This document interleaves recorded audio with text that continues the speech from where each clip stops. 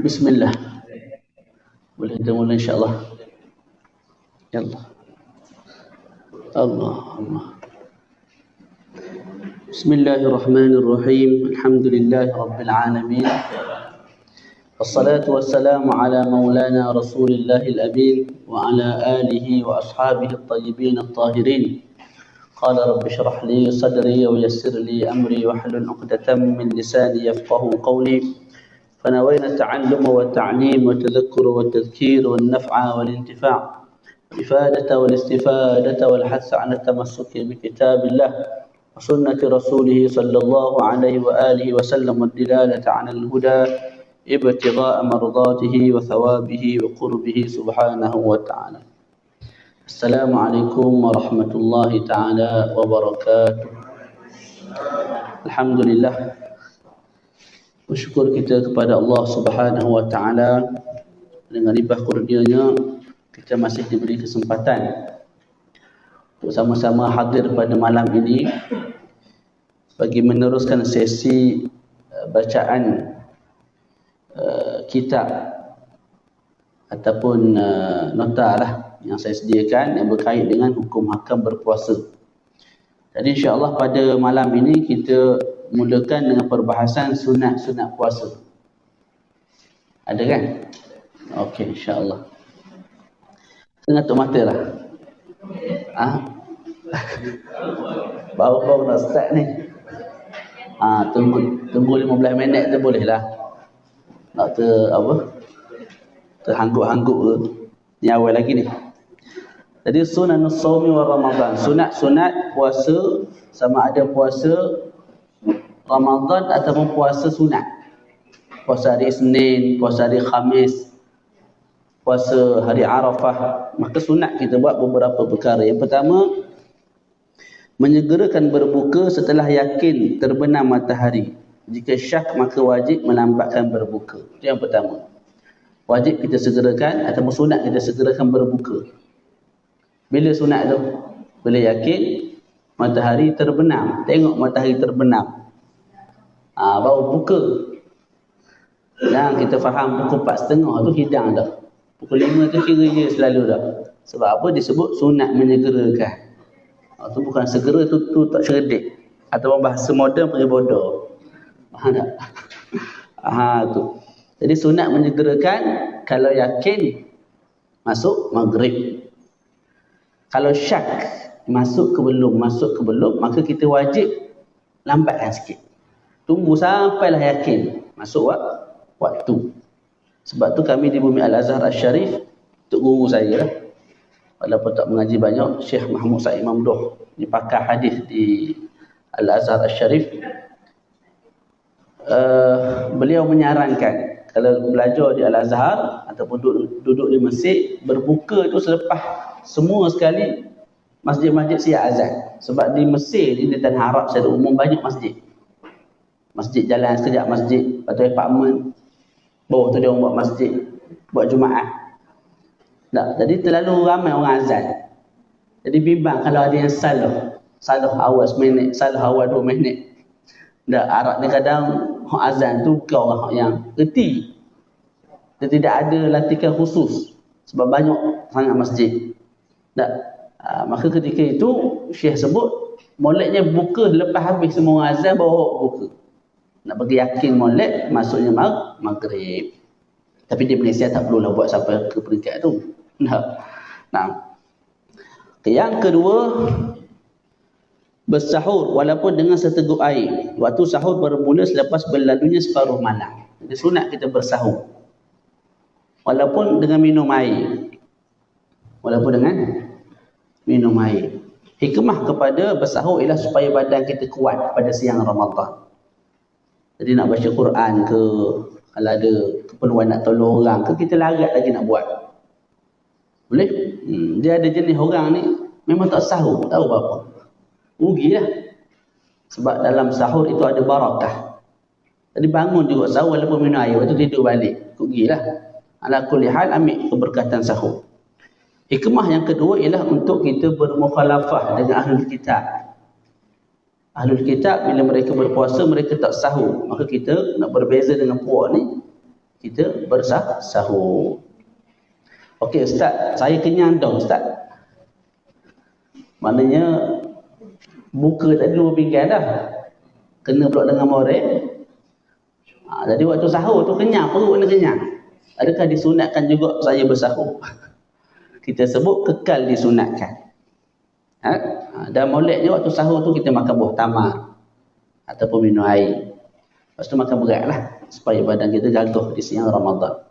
Okay, bila masuk waktu sahur, bila berlalunya separuh masa pertama daripada malam.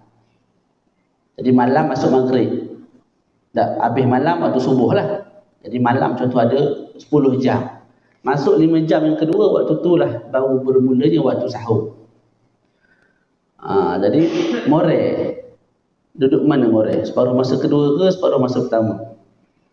Separuh masa pertama. Jadi pelahap waktu tu niat nak makan sahur, tak dapat pahala apa. Dapat kenyang lah. Dapat sendawa. Pahala tak dapat. Jadi masuk waktu sahur selepas daripada separuh masa pertama malam. Nah. Yang ketiga, takhirus suhur. Apa dia maknanya? Melambatkan sahur, sunat imsak 15 minit sebelum subuh. Jadi sunat kita melambatkan sahur. Tapi jangan sampai terlalu lambat. Sampai kita syak. Dah masuk subuh ke belum? Terlalu lambat lah. Duk tunggu. Baki dalam 5-6 minit, 3-4 minit baru nak start. Akhir sekali, subuh ke belum? Belum main lagu tu. Jadi jangan terlalu lambat lah. Sampai kita rasa syak. Jadi setengah jam sebelum, 40 minit sebelum. Dan disunatkan kita imsak. Ini ada hadis lah yang menerangkan perkara ini. Imsak maknanya kita tak makan, tak minum dalam lebih kurang 50 ayat. Tempoh baca 50 ayat sebelum daripada subuh. Dikadarkan oleh ulama 10 hingga 15 minit begitu. Nak makan juga boleh. Contoh kita bangun lambat dah, tinggal 15 minit lagi dah subuh. Kan tak makan kan, pagi tu kerja berat, jadi makan tak ada masalah. Cumanya hak molek ni kita bangun awal lagi, makan siap-siap 10 minit 15 minit sebelum subuh kita berhenti dah. Jangan makan, jangan minum dan jangan buat segala perkara yang membatalkan puasa. Tu mana? Boleh? Nah. Tu. Kemudian seterusnya, berbuka dengan kurma basah secara ganjil. Kurma basah tahu? Rutab. Bukan kurma ambil letak air jadi basah. Bukan, kurma basah, rutab kita panggil. Kalau tak ada rutab, jika tiada maka kurma kering. Semua kita makan tu lah. Dipanggil tamar. Kalau tak ada juga air zam-zam. Kalau tidak ada air kosong. Kalau tak ada juga manisan. Manisan yang tidak disentuh oleh api. Contoh kismis. Mana lagi?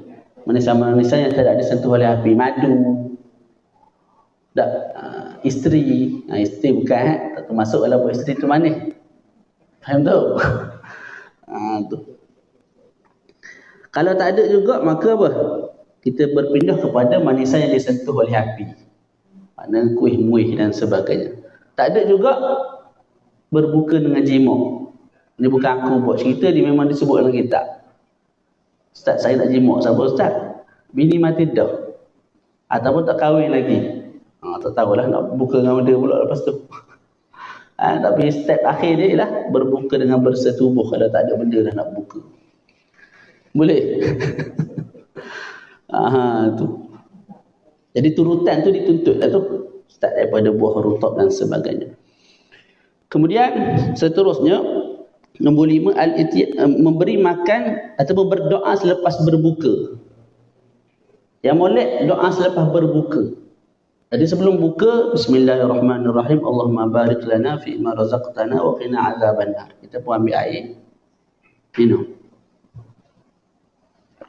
Tamak sebiji. Lepas tu baca Allahumma laka sumtu wa bika amantu wa ala rizqika aftartu zahaba dhama'u wa batallatil uruq wa sabata al-ajru insyaallah alhamdulillahil ladzi a'anani fa sumtu wa razaqani fa aftartu Allahumma inni as'aluka bi rahmatika allati wasi'at kulla syai' an taghfirli. Jadi lepas daripada berbuka doa tu. Yang comel itu. Yang biasa kita buat bila kita baca dulu. Dia tu dapat juga dah pahala je. Dalam kitab Busyarul Karim disebut tak ada masalah dia baca sebelum. Tapi yang molek baca selepas.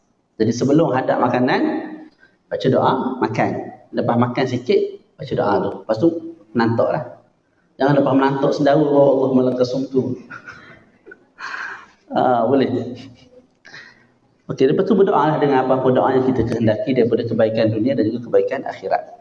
Nombor 6, sunat juga pada bulan Ramadan kita memberi makan kepada orang lain.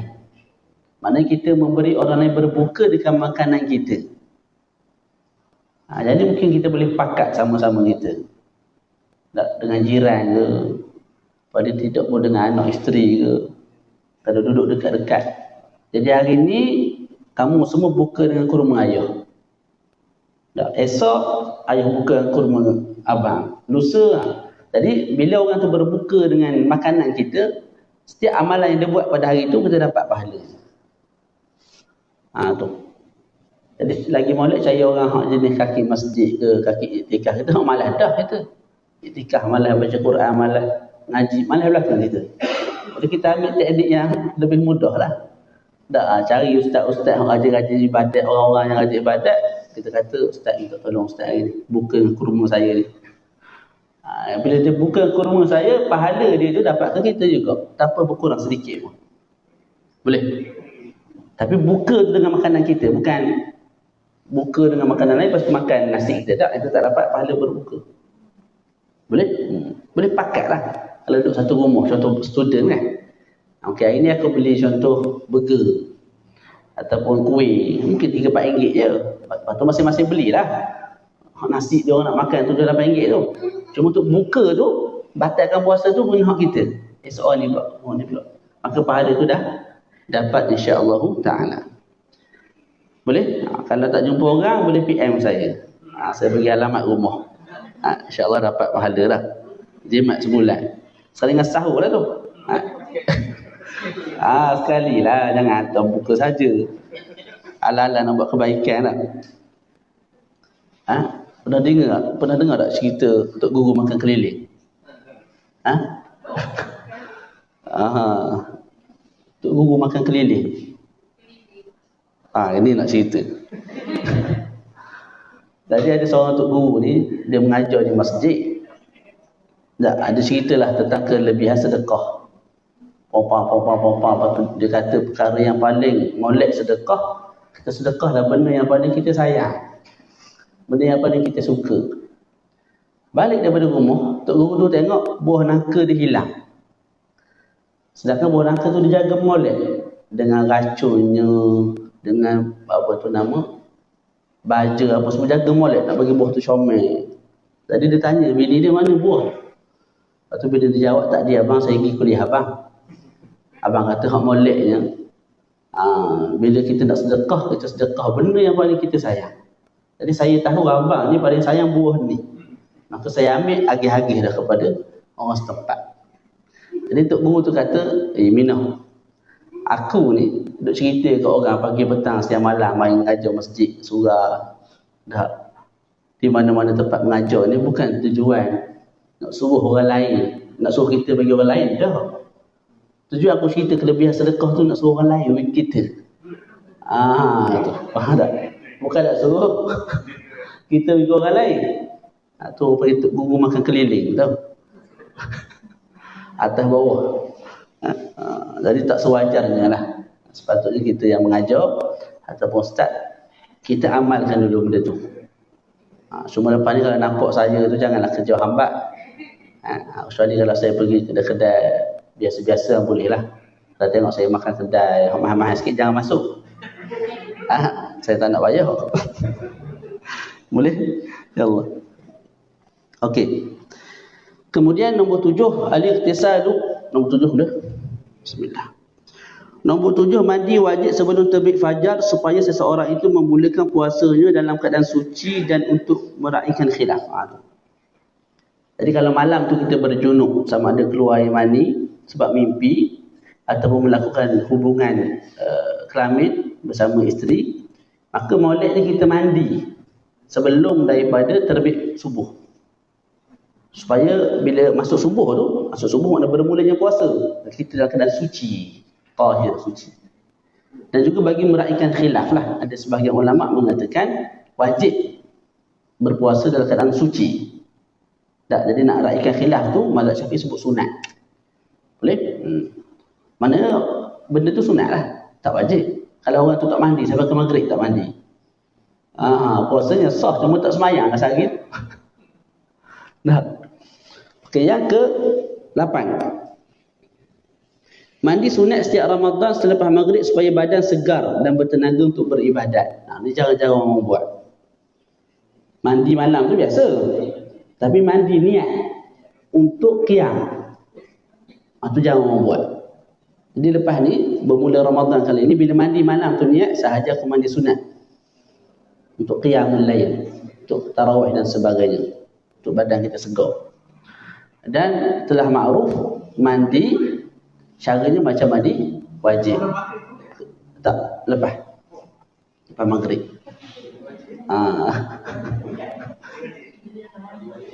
Mandi di masjid.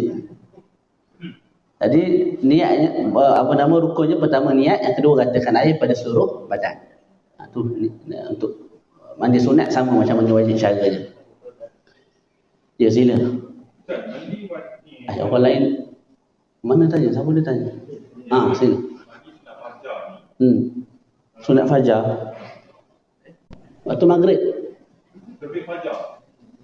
Ayah mana kita ni? Mandi wajib sebelum terbit fajar. Itu mandi wajib. Mana kalau malam tu kita berjunub, maka kita mandi sebelum subuh. Itu yang comel. Mana kita berpagi-pagi, kita masuk subuh tu dalam keadaan suci tubuh badan. Tidak berhadas kecil, tidak berhadas besar. Boleh? Yang seterusnya tu mandi sunat waktu malam. Lepas maghrib mandi. Niat mandi sunat untuk qiyam. Tujuannya nak menyegarkan badan untuk beribadat. Yang ke-9, menjaga tarawih sepanjang malam. Dalam sebuah hadis disebut, man qama ramadhana imanan wa ihtisaba ghufira lahu ma taqaddama min dhanbi. Barang siapa yang mendirikan Ramadan dengan penuh keimanan dan keinsafan, maka diampunkan bagi dia dosa-dosa yang lampau. Jadi disebut oleh ulama, makna mendirikan Ramadan ialah mengerjakan solat tarawih. Boleh sama ada 8 ke 12 ke 20 ikut gilah. Kemudian yang ke-10 ialah sunat menjaga solat witir. Jadi witir ni sebenarnya setiap malam sunat. Ni pun jarang-jarang tu buat lah, walaupun 1 rakaat. Lepas 2 rakaat ba'diyah isyak tu buat 1 rakaat lagi untuk witir. Malam lagi semayang duduk. Latih diri lagu tu. Ala kulli hal, untuk witir Ramadan ni dia ada kelebihan berbanding witir-witir hari biasa. Ada 3 kelebihan. Pertama, sunat berjemaah. Kalau witir bulan lain, contoh malam ni, main seorang-seorang hak moleknya. Yang kedua, sunat dia baca kuat. Sunat kita baca kuat. Baca kuat tu maknanya orang sekitar kita tu boleh dengar bacaan kita. Tu. Jadi Ramadan sama ada semayang seorang baca kuat ataupun imam baca kuat. Makmum tak payah baca kuat, nak berdendang untuk imam. Mungkin dia tak dipilih untuk menjadi imam, marah, dia pun baca kuat juga. Yang ketiga, sunat kunut pada separuh kedua bulan Ramadan. Ini untuk witir bulan Ramadan. Bila masuk fasa kedua Ramadan, 15 hari kedua, maka malam tu sunat dalam witir kita baca kunut. Dan hari ini tambah sekali dengan kunut nazilah. Sebab peperangan di bumi Palestin masih sedang berlaku, masuk hari ke-102 dah ini rasanya. 101. Dan peperangan semakin besar sebenarnya. Kalau tengok berita-berita daripada Arab, Yaman pun dah isytihar untuk memerangi Britain dan juga Amerika.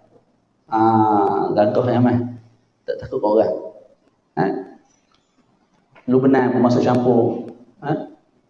Iran ke Iraq. Ala kul hal doa supaya peperangan ni cepat berhentilah. Tak tahu bila nak berhenti. Kalau tengok pada sudut ketenteraan, sebenarnya kejayaan tu lebih pada kita.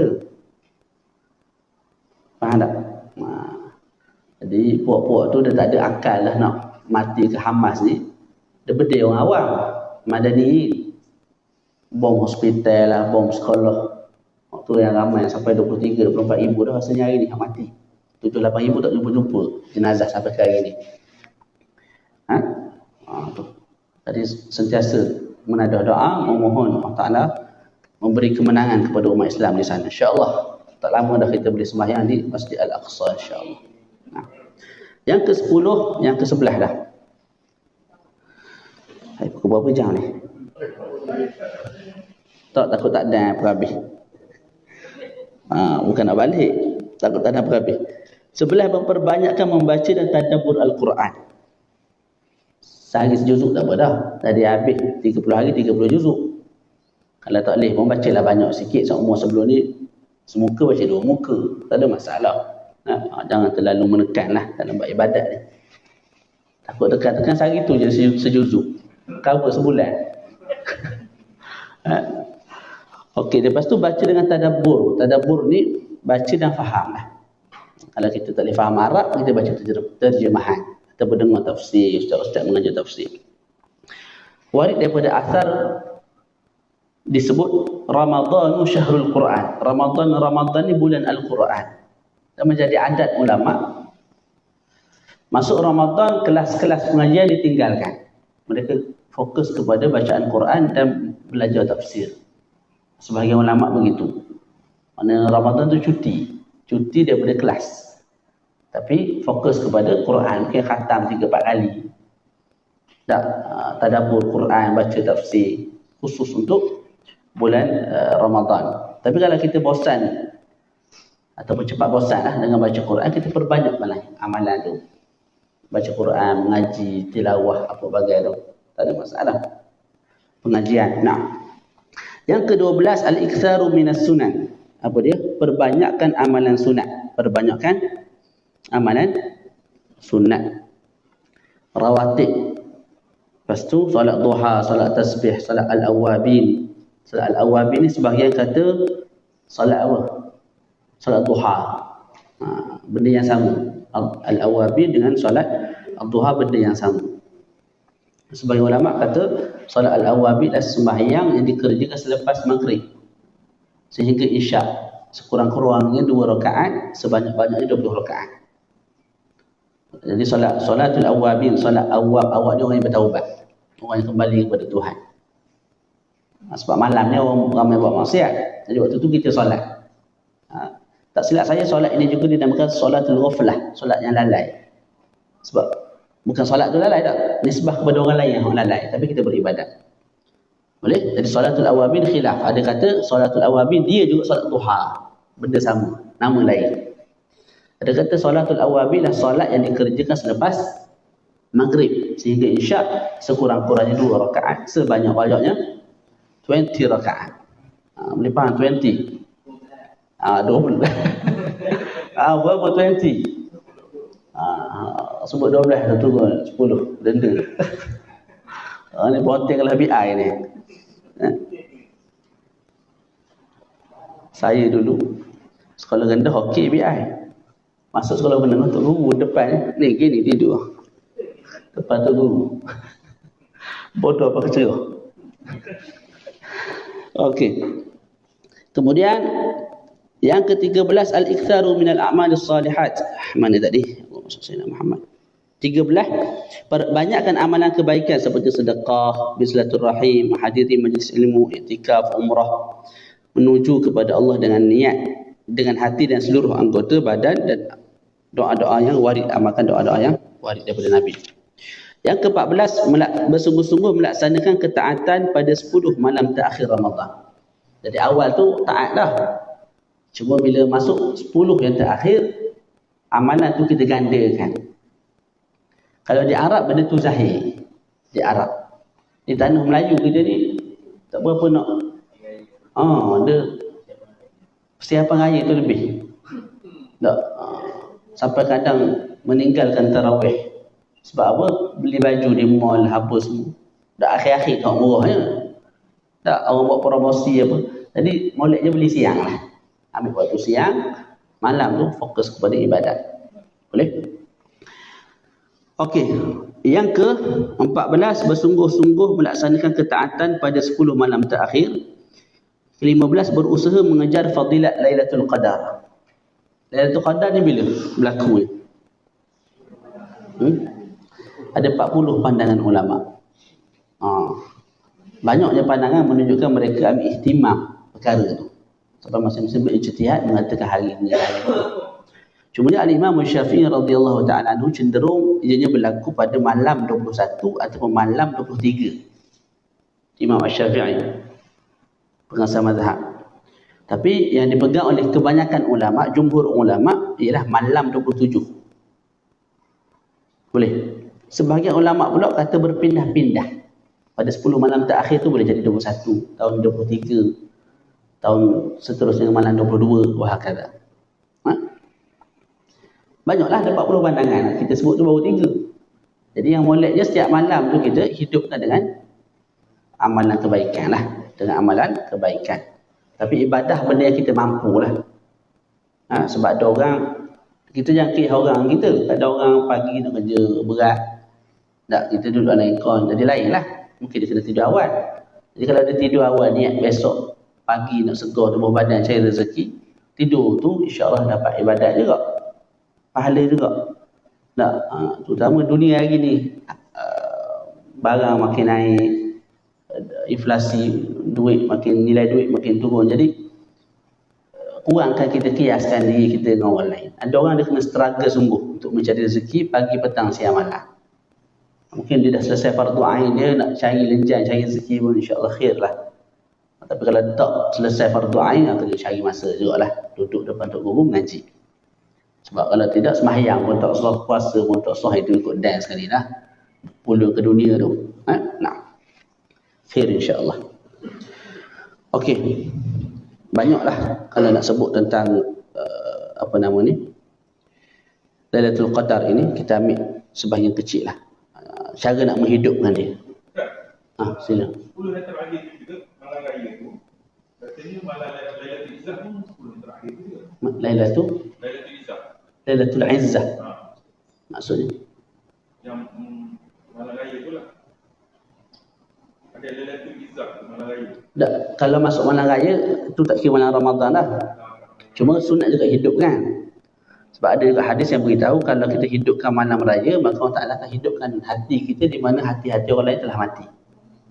Malam raya, fadilah besar. Jadi Lailatul Izzah tu malam raya juga lah. Allah Alam, saya tak pernah dengar Lailatul Izzah. Boleh jadi kot, Allah Alam. InsyaAllah. Nah. Tapi sunat juga lah malam tu kita hidupkan, malam raya. Cara nak hidupkan malam, yang paling molek ialah sepanjang malam, daripada maghrib sampai ke subuh tu, kita buat ibadat. Sembahyang, mengaji, kelas, mutalaah kitab, nulis buku, wahakala. Dan banyakkan doa, Allahumma innaka afuun karim, tuhibbul afwa, fa'fu anna. Fa'fu anni. Level pertengahan, kalau buat kit tak, kita niat ibadat tak boleh? buat kit. Kita niatkan ibadat. Boleh insyaAllah. Buat ibadat. Apa-apa perkara yang halal kalau kita niat ibadat. Contoh buat kit, tujuan esok.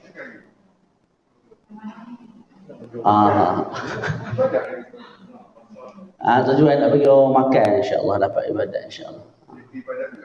Tapi seliklah sikit, berzikir, berdoa, seliklah sikit. Boleh, tak ada masalah. Luas insyaAllah. Hantarlah sikit ke saya, kit tu.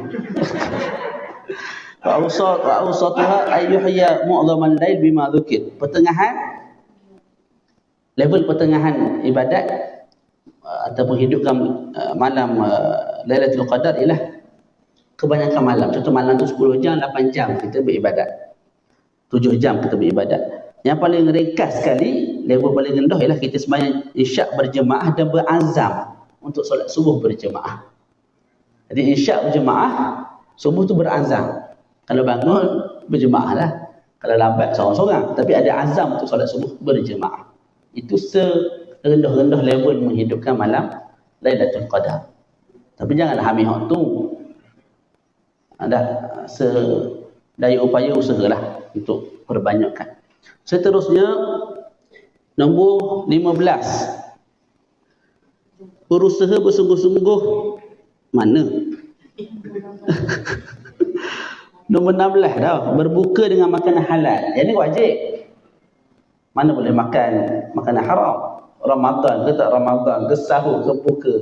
Wajib benda halal. Cumanya bila masuk Ramadan, tuntutan untuk kita bersungguh tu, beria-ria sikit nak cari benda yang betul-betul halal tu, semakin kuat tuntutan tu.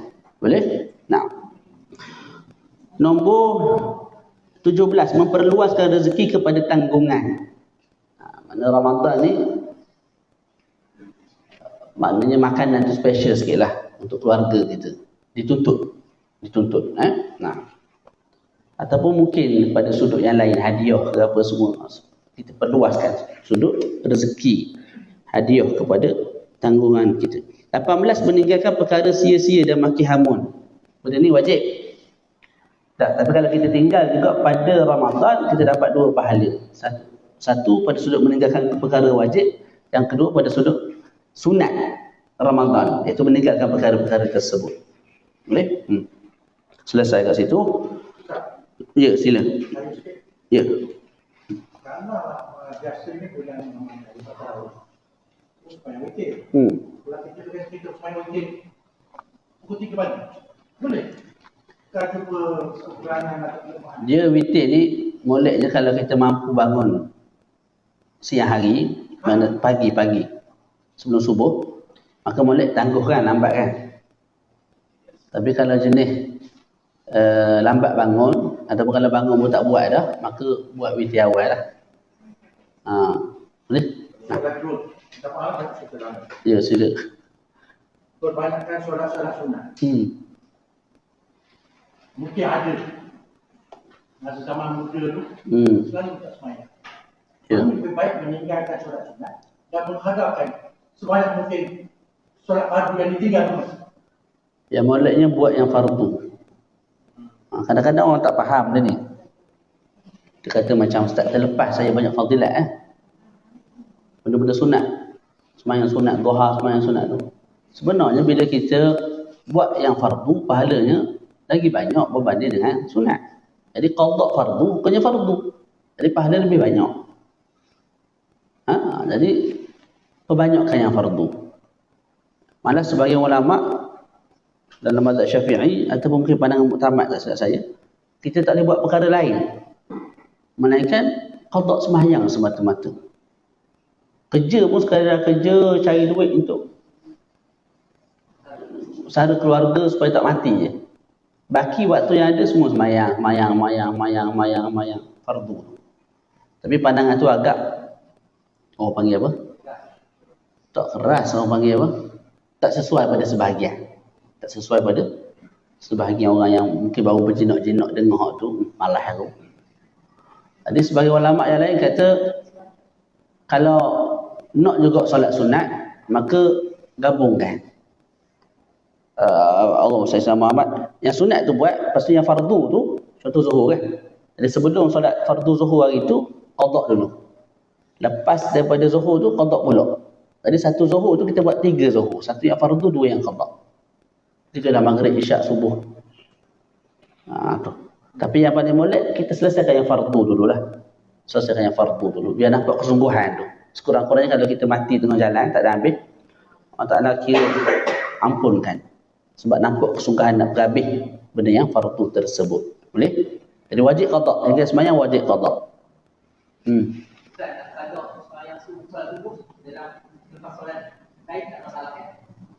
Boleh, tak ada masalah. Qada pada siang hari, malam hari pun boleh. Lepas tu nak baca kuat ke nak baca perlahan? Subuh baca kuat dah. Tapi kalau kita buat siang, subuh tu baca perlahan ke kuat? Ikut waktu qada, bukan ikut waktu tu. Contoh isyak. Isyak baca kuat. Kalau kita qada siang, baca perlahan. Zuhur baca perlahan. Wah, lain macam baca kuat Zuhur. Zuhur kita baca perlahan. Jadi qada waktu malam baca kuat. Jadi qada baca kuat perlahan, tengok pada waktu yang kita kerjakan. Boleh? Ya, sila. Dia rasa berkagak tu. Hatilah kita supaya ada masjid. Tiba-tiba kita pada pada isyak seorang-seorang. Kuat-kuat. Pelik orang kiri kanan. Taklah, mana tengok situasi lah. Kalau kita kuat lebih pada orang, pelik pula orangnya. Dan kuat ni sebenarnya bukan mesti bergegar masjid. Kuat ni mana orang lain dengar. Mungkin orang tepi-tepi kita tu dengar desas-desus tu okey tu. Kejahar lah tu. Kalau sir, kita seorang dengar. Kalau baca perlahan tu, kita seorang dengar. Boleh? Tapi yang tu pun kadang-kadang kita terlepas. Contoh subuh lah. Semayang seorang di rumah pun sunat baca kuat. Tapi kita baca perlahan. Dalam semayang rumah dah. Jadi boleh baca kuat insyaAllah. Kemudian kita masuk perkara yang makruh. Setengah jam insyaAllah. Perkara yang makruh di dalam Ramadan. Okey, baca. Mana? Yang pertama, mengunyah gula-gula getah tanpa terpisah sesuatu ke dalam perut. Dalam bahasa Arab dia panggil al-alku. Chewing gum tu lah. Cuma chewing gum yang tak ada rasa. Maknanya anak kita perhabis rasa strawberry tu, dia lekat ke dinding. Kita ambil, kita kunyah pula. Macam tu. Itu makruh. Dengan syarat tak telan. Kalau lapar sangat telan chewing gum, tu batal lah puasanya. Boleh? Jadi chewing gum kalau kita kunyah, tidak ada rasa masuk ke dalam perut, lepas tu chewing gum tu tak terpisah dan masuk dalam perut, hukumnya makruh. Dia mesti syarak. Boleh? Luban. Itu maksud ulama tu lah. Luban ataupun gula-gula getah. Yang kedua, zauqut ta'am, rasa makanan tanpa sebarang keperluan, makruh. Tak pergi bazar 10 hidangan dia pun buang balik lah. Kalau telan batal, rasa buang makruh tanpa hajat. Tapi kalau orang tu memang jual di bazar Ramadan, jadi nak hidang kat orang nak jual, bagi sedap lah. Orang esok tu orang tu mari pula. Kalau tak sedap orang tu viral, jual mahal rasa lagu ni zaman ini lah. Ataupun ibu-ibu ataupun ayah-ayah sediakan apa, makanan berbuka untuk keluarga, nak bagi sedap lah. Jadi kita rasa di hujung lidah, luat balik, jangan telan batal tak. Jadi kalau ada hajat begitu, rasa sikit buang balik, yang tu hukumnya tidak ada masalah. Yang bermasalah, yang makruh kalau tiada sebarang hajat. Boleh? Antara hajat ialah kita, Allahumma salli ala Muhammad, tahnikkan budak. Contoh ulama besar mari siang Ramadan, kita nak suruh dia tahnik. Jadi kawan tu ambil kurma, lepas tu buang balik. Itu hajat, tak makruh bagi pihak dia, walaupun siang Ramadan. Okey. Yang ketiga ialah berbekam dan membekam orang lain. Bekam dan membekam orang lain. Kita pergi bekam, makruh dah. Kita bekam orang lain tu makruh pula. Faham tak?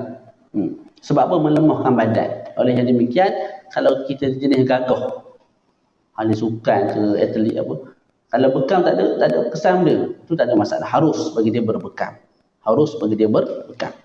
Tapi kalau kena bekam sekali melepek atas katil, yang tu bolehnya tinggalkan bekam. Mantelah lagi kalau al-fasdu. Bekam ni yang jenis atas belakang tu lah. Al-fasdu ni yang jenis apa? Dia cari urat, keluar dari pancuk-pancuk tu. Itu al-fasdu kita panggil. Bahasa Melayu panggil apa? Tak tahu benda nama dah. Ala kulli hal, itu juga makruh. Sama ada kita buat kat diri sendiri atau buat pada orang lain. Dan ini sebagai saranan sudut kedoktoran, kalau nak buat al-fasdu tu, kalau cocok keluar darah tu, nanti kena tanya doktor dululah. Sebab baru ni ada viral, benda tu tak kena gaya jadi mudarat badan. Sebab dia keluar darah, macuk banyak. pergi dengan orang yang tak tahu ataupun tak pakar, takut mudarat badan. Jadi kena cek molek. Kemudian nombor 4, majul ma' ba'dal iftar, meludah air yang mula-mula masuk ke dalam mulut ketika berbuka. Ni tak tahulah orang, mungkin jenis orang senang sangat tu. Dengan mulut sendiri pun rasa jelek, rasa benci. Mulut dia busuk tu bukan mulut orang lain. Jadi dia minum air, komo-komo dia buang balik. Sebab apa tak nak minum air yang bercampur dengan benda busuk pada awal berbuka. Itu makruh. Patut telan-telan semua sekali. Kesan ibadat tu biar masuk dalam perut. Boleh? Ada benda ibadat ni molek biar. Kita berwuduk, biarkan kering sendiri. Kita mandi wajib, biarkan kering sendiri. Tapi kantoi lah Datuk Imam. Orang basah jeruk belakang. Mandi wajib ke mana Datuk Imam? Okey. Kemudian mana? Mandi dalam keadaan menyelam walaupun mandi tersebut wajib. Makruh menyelam. Walaupun mandi itu mandi wajib. Yang moleknya mandi dalam keadaan shower tu lah. Jangan menyelam. Kalau tak makruh. Kalau mandi juga. Itu kita bincang kemudian lah. Kemudian yang ke 6. Gosok gigi selepas daripada zuhur. Walaupun begitu, Imam Nawawi berpandangan tidak makruh. Jadi khilaf kan ni. Pandangan muktamad dalam mazhab Syafi'i, kita gosok gigi selepas daripada zuhur makruh. Pasal apa makruh? Sebab kita menghilangkan kesan ibadat. Mulut kita ni, bila lama-lama tak bercakap, tak makan, dia akan jadi busuk. Jadi busuk tu kesan daripada puasa. Tak? Jadi kita buang kesan tu. Sedangkan dalam hadis pun disebut, baunya lebih wangi daripada kasturi. Di sisi malaikat, di sisi Allah Ta'ala lah. Jangan pula lepas ni pergi ke hidung member. Bagi hak tu sekali 3 hari kawan tu tak bangun. Tengah puasa mulut bau dah. Tengah mulut bau, maksud wangi di sisi malaikat, di sisi Allah Ta'ala. Faham tu? Jadi nak sebut benda gelak hilang pula dah. Benda tadi. Jadi ianya makruh. Makruh tu pasal tu sebab kita hilangkan kelebihan yang Allah Ta'ala puji, benda tu wangi di sisi Allah. Jadi kita dah buang, jadi makruh lah. Cumanya Imam An-Nawawi kata tidak makruh. Kita bersugi, gosok gigi selepas daripada zuhur. Jadi kalau kita terdesak, makna memang mulut kita ni gosok gigi busuk dah. Setara gosok gigi busuk. Ni pula tak gosok gigi, lagilah bau busuk bangau panggil. Tak? Jadi berjalan pun orang bunyi, pergi kelas pun orang bunyi, kita bercakap pun orang perli. Jadi bolehlah taklid pandangan peribadi Imam An-Nawawi yang mengatakan tidak makruh gosok gigi selepas zuhur. Boleh? Tujuan taklid tu supaya kita buat perkara yang tak makruh. Tu. Nah. Kemudian seterusnya ialah banyak makan dan tidur. Ni sedap ni. Ramadan. Ada sahur banyak dah. Buka tu dia cover lah. Semua-semua 3 kali, 4 kali makan. Dia cover semua sekali qada. Yang tu hukumnya tak syamil lah, makruh.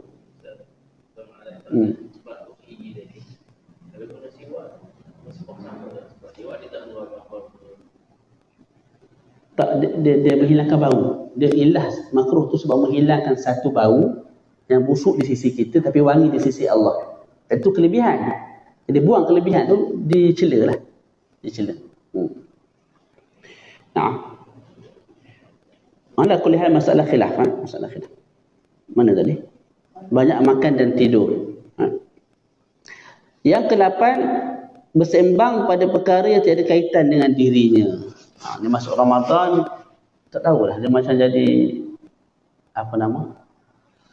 adat. Masuk Ramadan mesti ada isu-isu yang tak sepatutnya kita masuk, tapi digembar-gemburkan supaya kita join sekali. Sama ada berkait dengan benda agama, bid'ah atau tak bid'ah, atau berkait dengan artis, atau berkait dengan benda-benda macam-macam lah. Itu tak ambil tahu lah. Ramadan ni tahan sikit, sabar sikit. Kemudian yang keseterusnya 9, menikmati sesuatu yang diharuskan syarak dari perkara yang lazat-lazat sama ada berkait dengan melihat, menghidu dan mendengar. Puasa ni tujuan dia ialah nak suruh kita rasa kesusahan orang susah. Jadi orang susah ni jangan pergi tengok benda yang comel. Tak, jangan makan benda yang lazat. Jangan sentuh benda-benda yang lembut. Jadi, bila itu tujuan puasa, maka disebut makruh kita buat perkara-perkara tu pada siang Ramadan. Sebab maqasid tujuan tu tak tercapai. Jadi Ramadan ni, jangan kita pergi ziarah tempat-tempat comel. Kita makan benda-benda yang terlalu lazat. Boleh? Supaya kita nak merasai kesusahan orang susah. Nah. Kemudian dia makruh lah, dia tak jadi tak jadi haram. Seterusnya kita berpindah pula kepada hukum hakam, qada dan fidyah. Boleh? Nak habis dah insya-Allah. Fidyah ialah secupak setiap hari daripada makanan asasi di negara tersebut. Negara tertentulah. Fidyah akan bertambah jika berulang-ulangnya tahun. Itu ta'arif fidyah dulu. Sebelum kita sebut orang ni wajib fidyah, orang tu tak wajib fidyah. Fidyah tu apa? Fidyah ialah satu mud, satu cupok. Satu cupok tu satu rauh. Dalam berapa gram? Mungkin 300 gram, 250 gram begitu. Daripada makanan asasi di negara tersebut. Di Malaysia ni begah lah. Dan fidyah tu akan berulang bila berulang-ulangnya tahun ikut pandangan yang muktamad. Contohnya kita akan sebut selepas ini insya-Allah. Okey, ada 4 golongan. Ada satu golongan pertama wajib qada dan fidyah. Qada pun dia kena qada puasa bila dia berbuka. Yang kedua dia kena bayar fidyah pula. Apa? Dua manusia. Yang pertama berbuka kerana bimbang keselamatan orang lain, seperti seorang wanita yang hamil atau menyusukan anak yang risau dan bimbang akan anak mereka. Bimbang ke orang lain, tu poin dia. Jadi orang yang ada baby, kalau aku tak minum air, tak minum susu ke tak, susu sikit, jadi bimbang baby menangis, baby sakit, baby tu. Jadi dia pun berbuka, harus berbuka. Apa buka? Awak buka pasal apa? Bimbang kat diri awak. Dah, saya boleh puasa Ustaz. Anak kisahkan anak. Maka bila dia berbuka, nanti dia kena qada dan kena bayar fidyah. Sehari berbuka satu cupok. Boleh? Ataupun orang tu hamil. Jadi dia berbuka sebab apa? Kalau semata-mata bimbang keselamatan baby, maka kita sebut kena qada dan kena bayar fidyah. Itu satu. Yang kedua, melambatkan qada Ramadan tanpa sebarang uzur sehingga masuk Ramadan yang baru. Jadi contohlah Mamat ni pernah tinggal puasa Ramadan tahun lepas. Berapa hari? 5 hari. Tak. Kemudian tak qada. Sedangkan waktu nak qada tu ada. Bermula daripada 2 Syawal sampailah 30 Syaban tu boleh qada. Tak qada. Lepas tu masuk Ramadan yang baru. Maka kita sebut kamu bila masuk sahaja Syawal nanti kamu kena qada Ramadan yang kamu tinggal tahun lepas 5 hari. Start 2 Syawal. 2, 3, 4, 5, 6. Kena qada dengan segera sebab tinggal dengan sengaja. Satu. Yang kedua, setiap hari itu satu cupok. Mana kamu kena bayar 5 cupok. Okey Ustaz, dia tak qada sampai 3 tahun Ustaz. Masuk tahun ni, tahun depan, lepas tu masuk Ramadan tahun depan lagi. Jadi 3 tahun. Maka kita sebut yang bertambah ikut pandangan muktamad hanyalah fidyah. Ada kata tak bertambah pun fidyah. Yang muktamad fidyah bertambah. Qada tak bertambah. Jadi tinggal berapa hari? 5 hari ya qada. Cumanya sehari setiap hari itu kena bayar 3 cupok. 3 cupok. Jadi berapa? 5 dah 3 15. Tapi kalau terlalu banyak, Ustaz saya ni 30 hari tak puasa 30 tahun. Lepas tu maknanya benda tu berulang. Faham tak? 30 tahun lepas tak puasa sebulan. Benda tu berulang dah 30 tahun. Lepas tu tahun yang kedua tu tak puasa juga, berulang juga 29 tahun. Tahun ketiga tu tak puasa juga, berulang 28 tahun. Jadi kalau tambah berapa banyak cupok dia kena bayar. Jadi kalau terlalu membebankan kawan tu, mungkin kita boleh bagi pandangan yang kedua. Kita sebut terus pun beban juga lah kalau jenis. Kena apa? Qada semata. Kena qada semata-mata.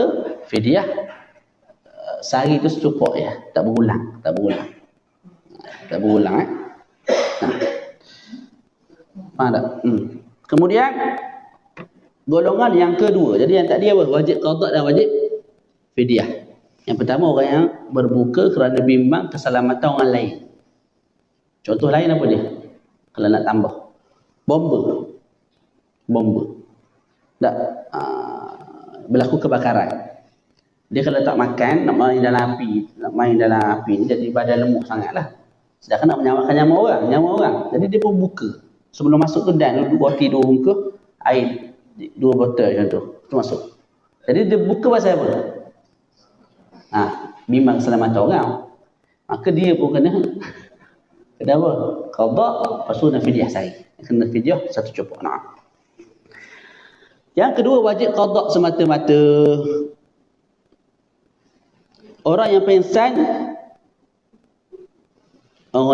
kalau batal puasa dia lah dengan syarat ataupun lupa niat, malam tu lupa niat, pagi tu tak sah di sisi mazhab Imam Syafi'i, kemudian sengaja berbuka, yang ni wajib diqada semata, tak perlu bayar fidyah. Yang ketiga wajib fidyah semata. Individu yang bersangatan tua yang tak mampu puasa lah, mana doktor sebut kamu ni tak boleh puasa dah. Kalau puasa juga 1 Syawal tu insya-Allah hari terakhir kamu hidup. Faham tak? Jadi tak boleh puasa. Maka dia bayar fidyah daripada awal lagi dah. Kena qada. Tak perlu. Sebab tak boleh puasa. Faham tak? Tu. Ataupun orang yang sakit yang tidak ada harapan sembuh. Ni macam yang sakit inhaler yang kita tengah sebelum ni. Jenis asma teruk sangat. Setiap pagi memang perlu pada inhaler. Tengah hari pun perlu. Kalau tak mati. Mudarat yang bersangatan. Jadi dia tak boleh hidup tanpa inhaler. Jadi dia tu kita sebut tak mampu. Tak sembuh dah pun. Tak mampu untuk sembuh. Jadi kita sebut setiap hari tu bayar 1 cupuk. Tak wajib qada. Tak wajib qada. Yang terakhir tidak wajib fidyah dan qada, iaitu orang gila yang disengajakan. Yang tidak disengajakan. Diuji dengan penyakit gila, maka kita sebut 5 hari gila, 5 hari tu tak wajib qada dan tak perlu bayar sebarang fidyah. Kalau dia bayar juga itu dalil dia masih gila lah tu. Tak faham. Okey, kemudian sikit lagi nak dimulai mana insya-Allah habis. Masalah-masalah yang berkaitan dengan bab puasa ni saya kumpul-kumpul gitulah ni. Yang pertama ialah setiap sesuatu yang masuk ke dalam rongga melalui lubang yang terbuka akan membatalkan puasa jika berpunca dari perkara yang tidak disyariatkan, berbeza jika sebaliknya. Mudah je. Bila perkara tu dilarang syarak, kita buat. Kemudian termasuk, bukan sengaja masuk confirm batal dah. Dia termasuk tak sengaja. Tapi punca daripada perkara yang tidak disuruh, perkara yang dilarang, maka ianya membatalkan puasa. Contoh berkumur kali keempat. Siapa suruh? Makruh tu, berkumur kali keempat dalam wuduk. Atau mubalarah ni melampau-lampau. Itu sunat pada selain Ramadan. Ramadan makruh. Buat benda tu tiba-tiba termasuk air ke dalam kubur batal. Menyelam, mandi menyelam, kita sebut tadi hukumnya makruh. Buat juga tiba-tiba terkentut termasuk air untuk bumbung. Faham tak? Keluar berbendung, benda lain masuk. Maka ketika itu kita sebut batal juga puasa dia. Boleh? Sebab perkara tu dilarang. Tapi kalau perkara tu disuruh, tak batal. Contoh, membersihkan mulut ketika mana bau lepas muntah. Faham tak? Kita termuntah. Mulut najis. Cara nak bersihkan guna air mutlak. Dengar bersungguh-sungguh tu telan. Maka batal kita punya puasa. Tak batal. Tengok memang bergelak lupa hukum. Tak batal puasa. Sebab apa tak batal? Sebab termasuk satulah. Yang kedua, perkara tu dituntut oleh syarak.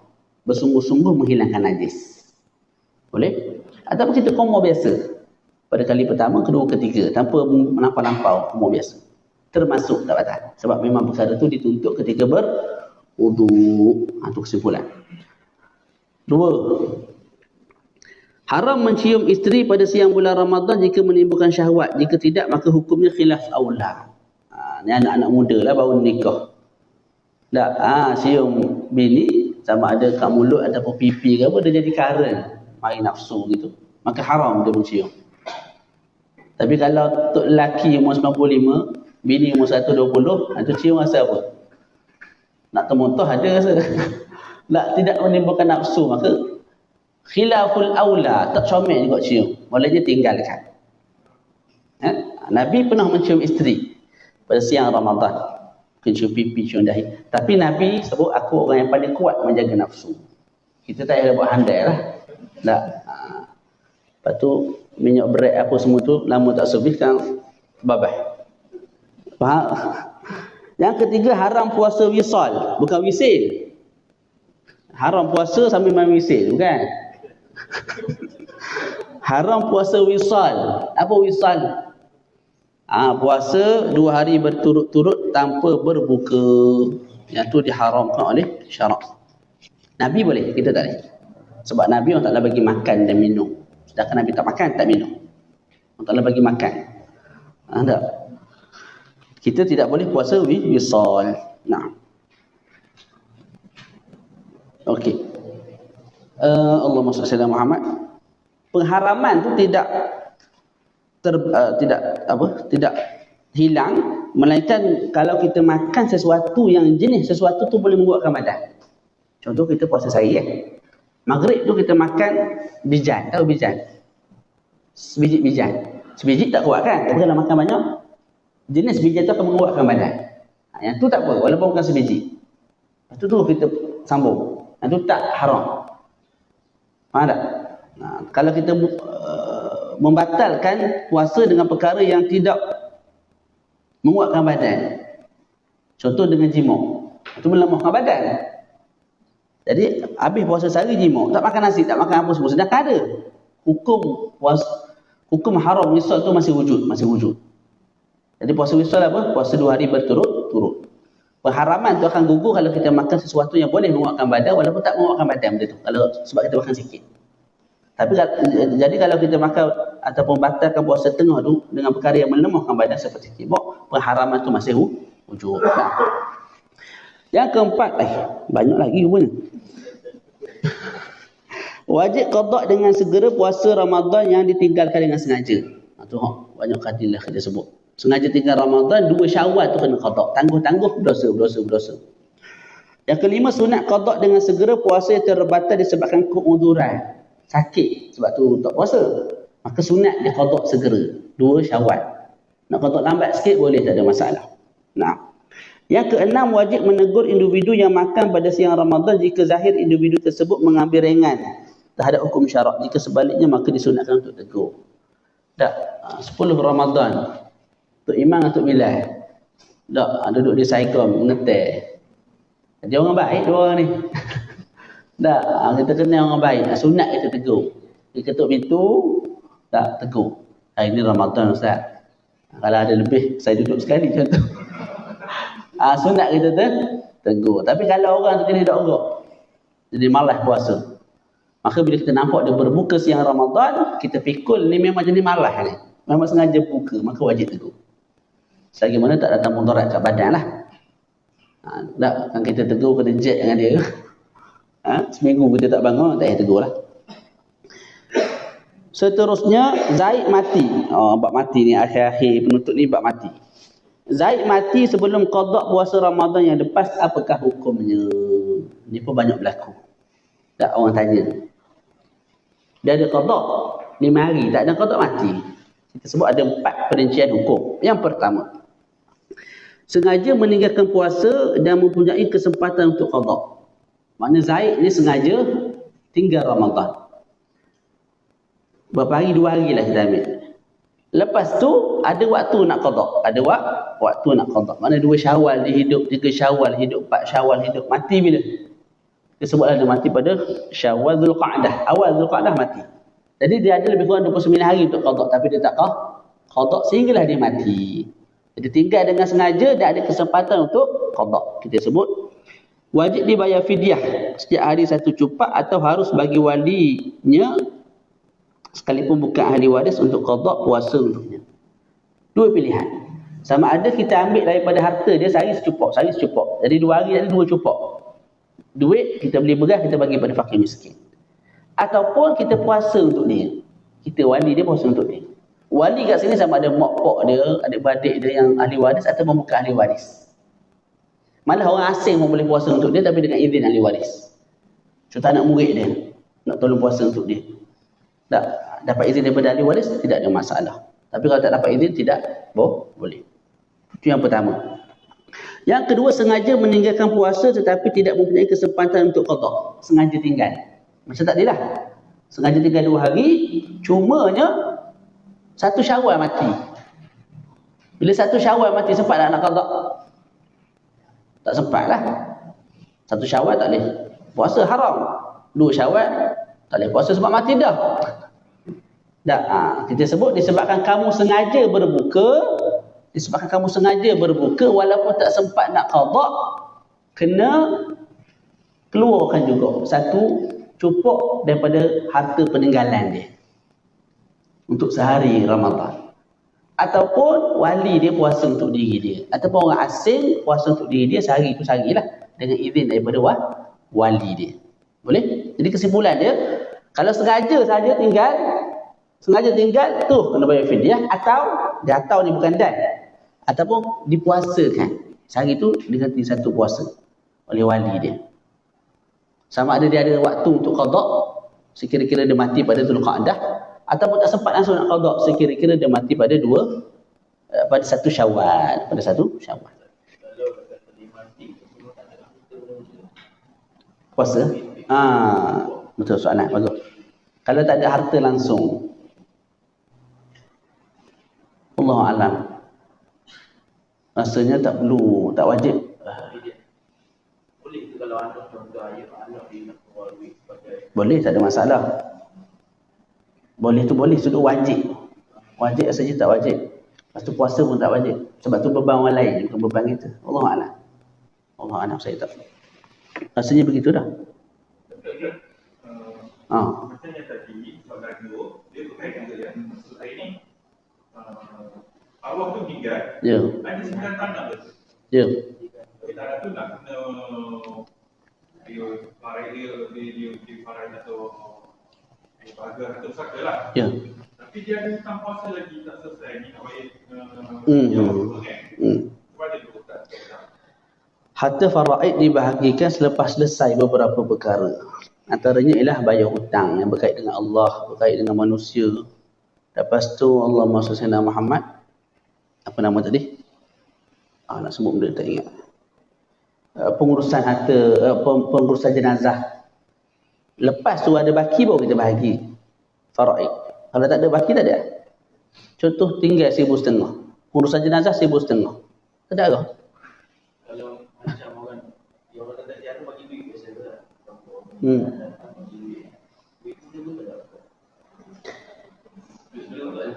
Pertama sekali duit tu duit siapa? Yang saya nampaknya tabung yang dia letak ketika mana orang mati, duit yang kita letak tu kita niat ke bukan arwah, ke niat ke arwah? Arwah mati dah. Kita niat ke kalau mati suami mungkin niat ke isteri. Saya tak letak dalam tabung, hulu tu ke dia. Tak selesai ni tu. Jadi kalau kita tahu siapa pemilik dia izinkan untuk dibuat pengurusan jenazah, tak ada isu. Dia dapat izin. Contohnya suami tu memang mati tak ada benda-benda. Lepas tu duit tu isteri lah kan. Contohnya untuk isteri dia lah.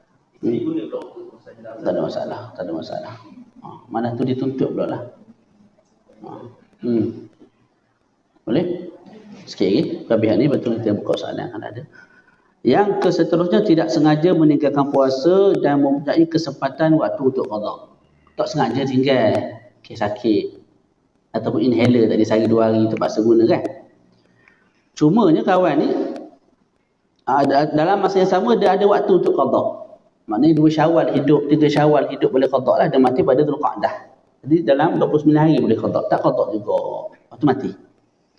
Yang ni juga seperti di atas. Wajib dia bayar fidyah untuk diri dia, dia ambil daripada harta pusaka dia, ataupun dipuasakan untuk dia setiap hari tu 1 puasa lah.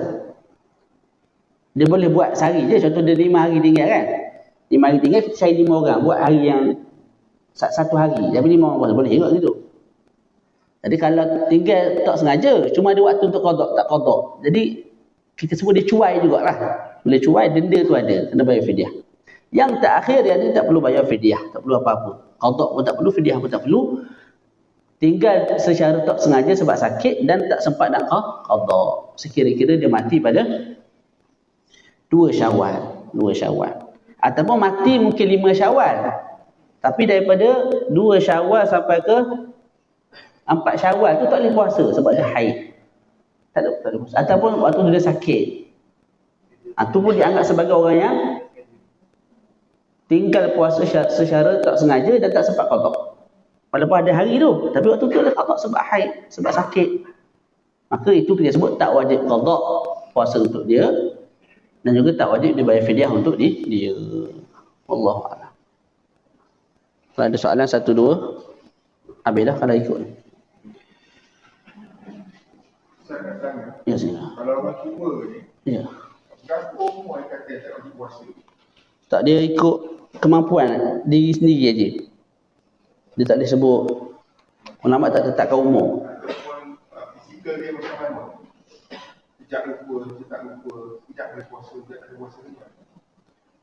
Tak, yang memang tak boleh puasa langsung. Ada-ada hari tu boleh. Mak saya, ada-ada hari tu dia tak Kalau ada hari boleh puasa, kena puasa. dia tak boleh puasa. Hmm. Ada-ada tak boleh. Dia tak boleh bukan dia boleh. Dia tak patut lah. Dia ada kemampuan qada tak? Maksudnya dia tak konsisten tu. Ada pun dah sebulan dia tak puasa. Kita tak mampu langsung. Dia tak boleh kita. Itu Ada tiga-tiga boleh. mungkin ikut hukum setiap tahun tu dah. Mungkin awal-awal tu mungkin ada hari yang dia boleh, ada hari tak boleh. Maka kalau begitu, dia anggap sebagai orang yang boleh lagi. Lepas tu kena qada. Kalau dia mampu lepas tu. Boleh pun qada. Contoh dia tinggal dalam Ramadan. Lepas tu lepas habis Ramadan tu ada hari dia tutup. Kena qada kalau mampu. Kalau tak mampu, kalau tak qada juga, mati, maka ceritanya macam tadi. Tapi kalau orang tu memang daripada awal tak mampu terus dah. Puasa, sakit tenat sangat dah. Itu setiap hari tu kita keluarkan fidyah. Siap-siap keluar fidyah. Malah kalau sihat balik lepas tu pun tak perlu qada dah. Kalau yang macam mak dia sikap mampu tak mampu, dia kalau yang tak mampu, hari tak mampu tu kita kumpul tu balik tiga. Dia tak ada puasa. Contoh dalam sebulan dia puasa 20 hari. 10 hari dia. 10 hari. Yang buku tak pergi dia. Sampai petang tu dia dah ada air. Dia cuba puasa dia. Yalah, dia tak mampu ni. Mungkin termasuk orang tak mampu sungguh dah raya tu. Tapi ada hari lepas. Taklah lepas ni kadang lepas. Tapi bersangatan. Apa saya kata? Bersangatan letihnya, bersangatan tu mudaratnya. Tu kita tak mampu tu. Tak mampu kan? Ha. Pada hari lepas ni kita lepas hari lepas ni dia macam bayar dia. Boleh. Maksudnya daripada awal sampai habis boleh bayar fidyah, Allah a'lam. Hari-hari yang tak puasa. Hari yang tak puasa tu pun sekali. 30 hari dia puasa 10 hari. 20 hari bayar fidyah. Boleh kot rasa sebab dia tak kira bayar bulan rasa ni, dia kira bayar hari. Bayar hari. Ada hari dia mampu, ada hari tak mampu. Tapi dia tua dia lah. Tak apa-apa kat 90. Allah a'lam. Maksudnya gitu dah. Allah a'lam. Ada soalan satu lagi? Kalau ada. Kau nak suruh berhenti lah. Nak suruh berhenti, dia berhenti. Wallahu a'lam Ustaz kata tu suruh kerja juga.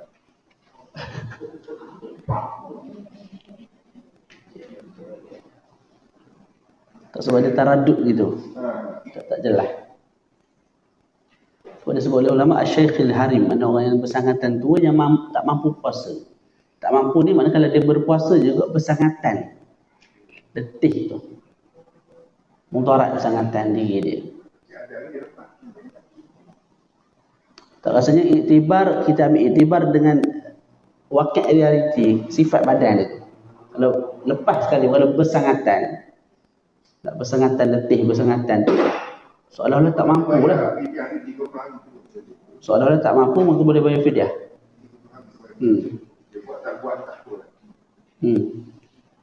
Itulah zahirnya, gitulah.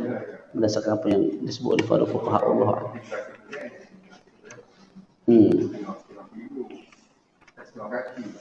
Yalah.